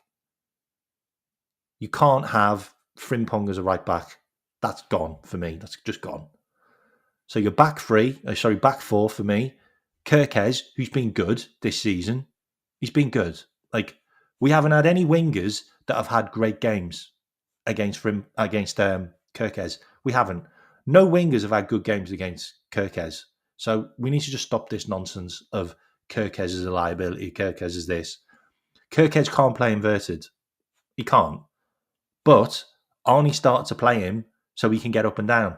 And guess what? If he gets up and down, he's got Wirtz there. And guess who will pass the ball to him? If he overlaps him, Wirtz will pass the ball to him. Because guess what Wirtz does? Wirtz passes the ball. So you've got creativity there. And you play Virgil van Dijk or Konate. But if you're playing Konate, then you have to have Conor Bradley there or you have to have Dominic Szoboszlai there. You can't have Frimpong there. Because Frimpong can't invert. And your midfield too, for me, it's Curtis Jones, it's Gravenberch. Like, can we get Dominic Szoboszlai out of this midfield, this number 8 position now? Like, can we just move him out of there? Because Slot either wants him as a right back or he wants him as a number 10. Like we need to stop this thing now. Like he's either the number 10 or he's a right back. Like, he's not a number 8. He's not the number 8 that we need. He's not the number 8 that we need. We need 2 defensive number 8s. Like, and we need someone who can cover for Salah if he plays. Salah plays, Szoboszlai has to play to cover him. Has to play to cover him. He has to play in the 10 to cover him. But that front three, the front three has to have Wirtz and Isak in it now. It has to have those 2 in it. You can't spend 225 million and not play them. You can't have them in the team. You can't have them at Liverpool and not play them. I'm sorry. You have to play Wirtz and Isak next to each other. Like, he needs to be on the left and Isak needs to be in the 9. And you build a fucking team around them. I don't care what you do. Build a team around them because they are the future of Liverpool.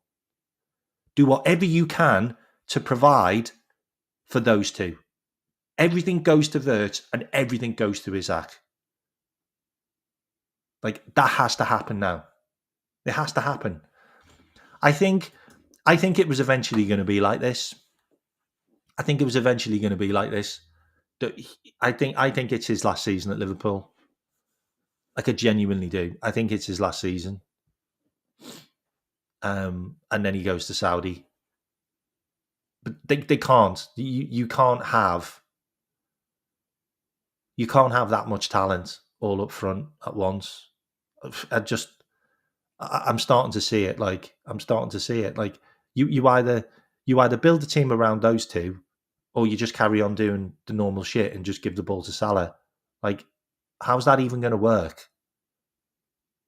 Like, that's just it. It doesn't make any sense. Like, everything was built around Liverpool providing for Mo Salah. So, what was it going to be different? Like, so you sign £225 million worth of players, and then it was still going to be the same. You signed £225 million worth of players, and you were still just going to provide for Mo Salah with those two players. No, it was never going to be like that. Like, it has to be, you build a team around the future. The future is Florian Wirtz and Alexander Isak, because that's where you spent all the money. All you did was give Mo a new contract. If Mo can chip in with 15 goals, then brilliant. But the future is those two. If you can't make those work, then we need a new manager. Like, it's really that simple. Like, if you can't make those two work in the next couple of months, then we need to be looking at another guy at the club. Because what did we spend 225 million quid on? Like, fucking subs? like, what did we spend 225 million quid on if we're still going to go back to the Mo Salah well? Of, we'll just give the ball to Mo again. Well, that's what we did against Chelsea. We gave the ball to Mo again, and Mo did nothing with it. When it could have all gone to Alexander Isak instead, and Alexander Isak might have done something with it. So it doesn't make any sense. Like, Liverpool need to have an identity going forward under Arne Slot. And if he wants to continue playing this system, then he has to play players that are going to make the system work. And I'm giving you the information. Like, we need attackers to press. Well, Wirtz was one of the best pressers in the Bundesliga. He was the best. Frimpong was second. Like, play both of them. They both press. And then Alexander Isak spends 94% of the time in the box. Well, guess what you want him to do? Well, you want him to be in the box. And guess what he can do when he's in the box? He can press. That's not rocket science. And then you have Dominic Szoboszlai in the 10 behind them, where he is the foil. Like, and if Mo Salah's not there, then you've got Frimpong there. And then you've got Szoboszlai, who's just a monster. Like, he'll be in the midfield. He'll make the midfield stronger because of his running power and because he can get around and he can be in front of players. And then you can have Gravenberch behind him, and you can have Curtis Jones, or you can have McAllister, and that can work. That midfield can work again. But you need something at the front to press. And right now it's not good enough. It's not good enough. And if you want to keep on doing this inverted, then you either play Szoboszlai there or you play Bradley there. But if you play Bradley inverted, then Szoboszlai needs to play in the 10. Szoboszlai has to be on the pitch at all times. Like, Szoboszlai needs to be on the pitch anytime. He needs to be there. Wirtz needs to be on the pitch. Isak needs to be on the pitch. Like, these are key players that need to stay on the pitch at all times. Virgil van Dijk needs to be on the pitch. Kerkez needs to be on the pitch. And Gravenberch needs to be on the pitch. The other players can move. You can sub them. You can sub your McAllister for your Curtis Jones. That's fine. That works. That's okay. You can sub your Mo Salahs for your Frimpongs. That's okay. That works. You can sub your You can sub your Connor Bradley's for your Joe Gomez. Is that okay? That works. You can't sub Kirkes for Robbo. Robbo's not good enough. Robbo's not the future of Liverpool. Robbo can play in the cup games just like Endo. He can play in the cup games. That's fine. Like, and you can sub Isaac for Ekitike because that works. And then if you do want to sub Verts, you've got Cody Gakpo that can play there. So you have options. And Chiesa, you have options. We've got enough at Liverpool to make it work. We've got enough to go again. But we can't go back to this Mo Salah, like this well, the well of Mo Salah. No, we spend too much money. And these players are too good to be managed by a fucking imbecile that just wants to play them in different positions. Like, if he can't get the best out of Isaac and Verts, then he needs to find another job. And we need to get a manager that can. And for me, fucking Eddie Howe could do a better job. Look what he's done with Walter Maida. Like, he's literally replaced Isaac with Walter Maida, and Walter Maida's cooking. And they're not the same type of player. Like, he's tailored the way Newcastle play to get the best out of Walter Maida now. Like Iriola, who's Bournemouth's manager, like, he's literally had his whole defence decimated and some of his attack. And he's still cooking. Oliver Glasner, like, had his team decimated.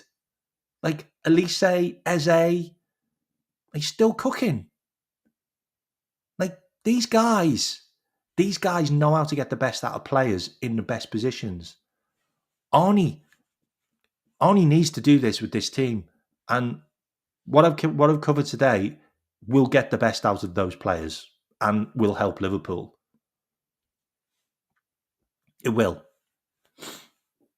It will. But if he doesn't do it, then I'm sorry, but it's long ball down the right-hand side and we're screwed. That's literally the tactics. Any team that plays three at the back against Liverpool, we are foobarred. Manchester United play three at the back, by the way. Like, Manchester United's best game under Amorim was against us last season at Anfield. Like, the weird thing is, Glasner also got the best over Klopp. James. Glasner got the best over Klopp as well. Liverpool can't play against the back three. We can't play well against the back three. And if that becomes a common thing, then teams are going to play a back three against us just for the game. Just to play against Liverpool. Just play a back three. Like, Liverpool can't get past us.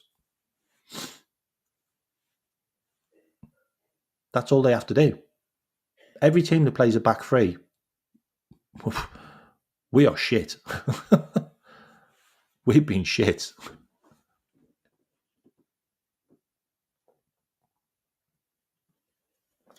Anyway, I hope you've enjoyed the show. It's been a long one. It was 2 hours, but I put loads of effort into this one. So please hit the likes. Can someone tell me how many likes we're on, please? Like, I really want the likes to be like over 50, please.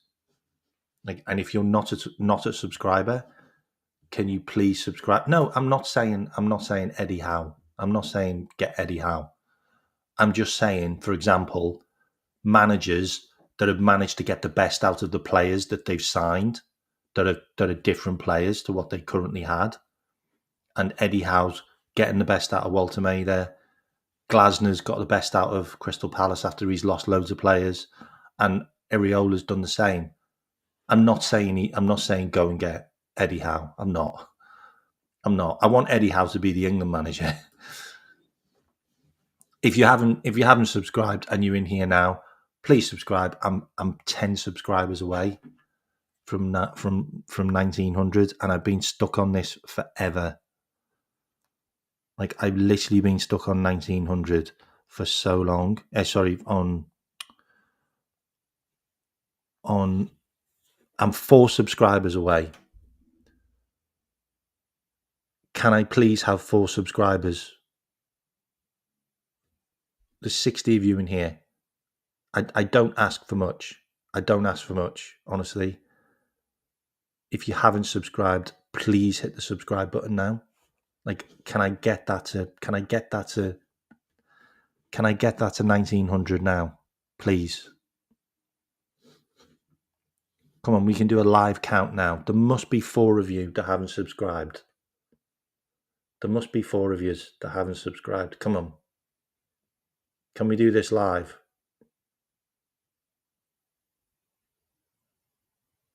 39 likes. Can we get it up to 50, please?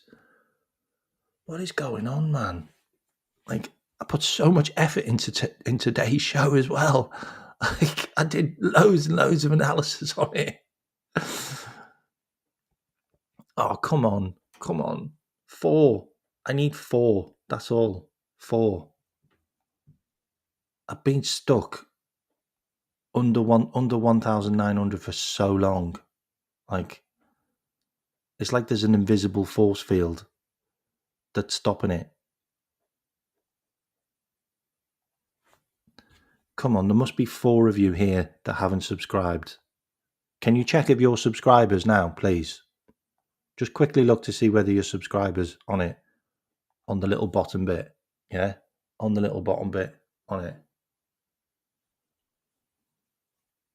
So 43 people. Okay, so we've had people like, but we haven't had people subscribe. Come on, let's get this up to, I only need 4. I only need 4. Okay, someone's just subscribed. I need 3. 3. Come on, 3. Come on, gang. Come on. I didn't want to do a show over 2 hours, but I'm definitely waiting now. I need 3 subscribers. Do you reckon he'll go 442? No, I don't. I don't think he'll play Ekatike and Isaac. He just doesn't seem to do that, does he? Yeah, no, I've took those videos into members only. I took those videos into members only. I already am. No, I believe you. No, I believe you. Like, there's loads of people that are subscribers. I know, but the people who aren't, I need 3. That's all. I just need 3. I'm doing it live while you're here now. Has anyone got any more questions while I'm sat here waiting for those 3 subscribers? Because I'm going nowhere. Does anyone think that my analysis is good? Like, do you agree with my analysis? Like, because this is all Bundesliga stuff. This is all Newcastle stuff. These are all numbers from. I know Slot won't change. But what I'm saying is, if he's not going to change the system, then this would be the best place to play the players. I know he's not going to suddenly start playing Wirtz as the left winger, even though that's where he's good. Like, I understand that. Like, he's not going to do that. But this was my solution to what we get the best out of the players that we bought, and surely that's what you'd want. like surely if you speak to the scouts and you go, what do you reckon he's good at then? Oh, well, he's good at pressing, he's good at getting assists. Okay, then I'm going to play him as a defender. What? Okay, I'm not going to get those 3 subscribers, am I? All right, we'll leave it there. Okay, let me see who's live, and I'll forward you on. 2 seconds. All right, let me see who's live, and I will forward you on. Bear with me.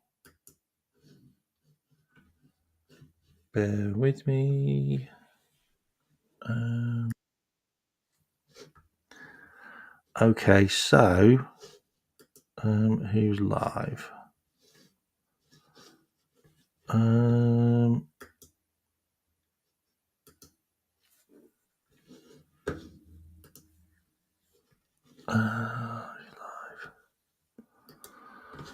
Okay, so we have MHF alive right now. So it's Mo. So it's Mo and Dom alive right now. So put in KMAC raid. I also want to let the members know as well that I might move the members show. I think it's going to be 3-1. I think it'll be 3-1. I'm going to do a member show on Sunday, but I might move it to 9 o'clock because I'm doing a show at 11. So just stand by for that. I might move that show back a couple of hours. So just remember that. Also, if you're a member, thank you very much for continued membership. It's 99p to become a member, and you get access to all my content and also the Conspiracies and Rabbit Hole show, which will be on tomorrow. You can also check out the one that I did on Wednesday. So go and check that out. Please support the channel. If you do become a member, there's a members chat as well, which you can also message me on the YouTube channel to let me know that you remember, and if you've got any ideas that you want for the show, I'm here for you. It's all about you guys. I want to provide like something for the members. Also, if you haven't subscribed, go and subscribe to the Conspiracies show. I don't really know whether I'm going to carry on that Conspiracies channel because I could get zapped if I do that. I don't know. I'm still undecided. I might take that one down because it's not really going anywhere. But we'll see. But you all have a lovely evening. I think it'll be 3-1 tomorrow. I think we're too good for the Manx. I think Salah's too good for the Manx. And I don't know why. I feel like he's going to play Wirtz and Isaac in the right positions tomorrow. I don't know why. And I think McAllister will get dropped, which will help. And if he does play Dominic Szoboszlai, then he might play him as a right back, and then he might play Frimpong. Who knows? Like, if that happens, then I'm Mystic Meg. All right, but go and hit the likes and subscribe, and go and put in KMAC raid on the MHF channel. All right, and I will see you all tomorrow, members. All right, take care. Bye bye.